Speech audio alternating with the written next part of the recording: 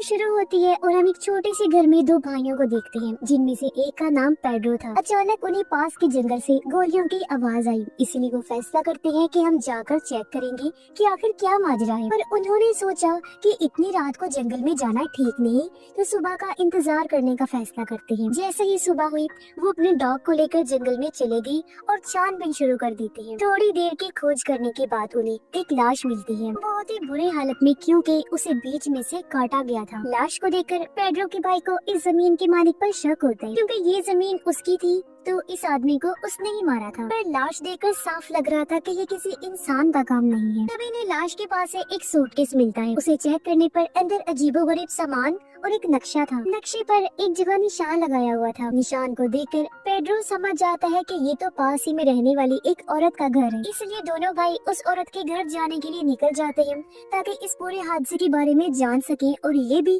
कि ये मरने वाला आदमी कौन था। औरत के घर पहुंचकर जब इन्होंने पूछा तो पता चला कि वो आदमी दरअसल एक क्लीनर था, जिसे वैसे तो आमतौर पर प्रीस्ट कहते हैं, पर मूवी में उसे क्लीनर कहा गया है, जो इवल यानी कोई बुरी ताकत जैसे डीमन, शैतान वगैरह भगाने का काम करती। औरत कहती है कि मैंने उस क्लीनर को इसलिए अपने घर बुलाया था ताकि वो मेरे बेटे को खत्म कर सके, क्योंकि मेरा बेटा पिछले काफी टाइम से एक रॉटन बन चुका है, यानी उसका जिस्म पूरी तरह सड़ चुका है। दरअसल उसे एक इवल स्पिरिट, किसी बुरी ताकत जैसे कि डीमन वगैरह ने पोजेस्ट कर लिया था, यानी अपने कंट्रोल में कर लिया था। इस वजह से उसका जिस्म काफी मोटा हो गया था, तो ऐसा जिस्म रॉटन बन जाता है, जो बस बिस्तर पर ही पड़ा रहता है और उसमें से पस निकलती रहती है, क्योंकि शैतान के कंट्रोल में आने से वो आदमी कुछ करने के काबिल नहीं रहता। और इवन शैतान उस इंसान को तब तक कर पाता रहता है जब तक कोई क्लीनर या कोई और इंसान उसे मार ना दे। पर अगर कोई दूसरा इंसान इस रॉटन को खत्म करता है, तो वो इवल आत्मा उस मारने वाले इंसान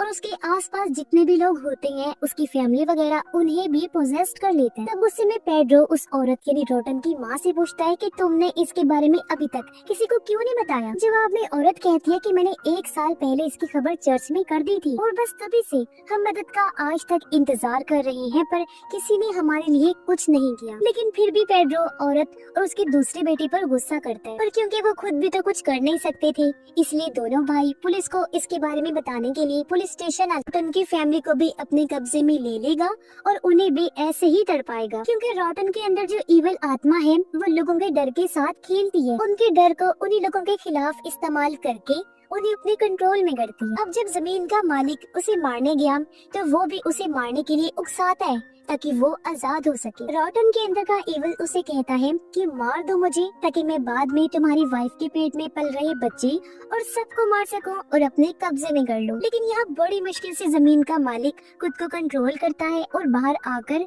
अपनी गाड़ी में बैठ जाता है। सुबह जमीन के मालिक की माँ पेड्रो और उसके भाई को लेकर यहाँ आ गई थी, पर जमीन का मालिक ये ठान चुका था कि वो रॉटन के जिस्म को यहाँ से कहीं दूर ले जाएगा, जिसके लिए वो पेड्रो और उसके भाई की मदद मांगता है और वो दोनों भी राजी हो जाते हैं। इसलिए अब वो तीनों जैसे तैसे रॉटन की लाश को ट्रक में रखते हैं और उसे ठिकाने लगाने के लिए निकल पड़ते हैं। काफी दूर आने के बाद वो रॉटन को फेंकने के लिए ट्रक से नीचे उतर गई, और जब उन्होंने पीछे चेक किया तो ये देखकर उनकी होश उड़ गई कि ट्रक में तो रॉटन का जिस्म है ही नहीं, जिससे वो समझ गई कि बीच रास्ते में एक बच्चा आ गया था। उसे बचाने के लिए जब हमने जोर से ब्रेक लगाई, तो तब रॉटन वहीं कहीं गिर गया होगा। अब जैसे भी हुआ, जमीन का मालिक तो यही चाहता था कि उसके जिस्म को ठिकाने लगा दिया जाए, और अब वो काम होते ही वो तीनों अपने घर आ जाते हैं, करके मार देता है। यानी उसने वही कर दिया जो वो इवल चाहता था, और अब एक जिस्म से आजाद होकर दूसरे में इवल जा सकता था। और अब वो चला जाता है जमीन के मालिक की वाइफ के जिस्म में। वो शैतान से पोजेस्ड होकर जमीन के मालिक पर कुल्हाड़ी से हमला कर देती है, जिससे उसकी मौत हो गई। ऐसा करने के बाद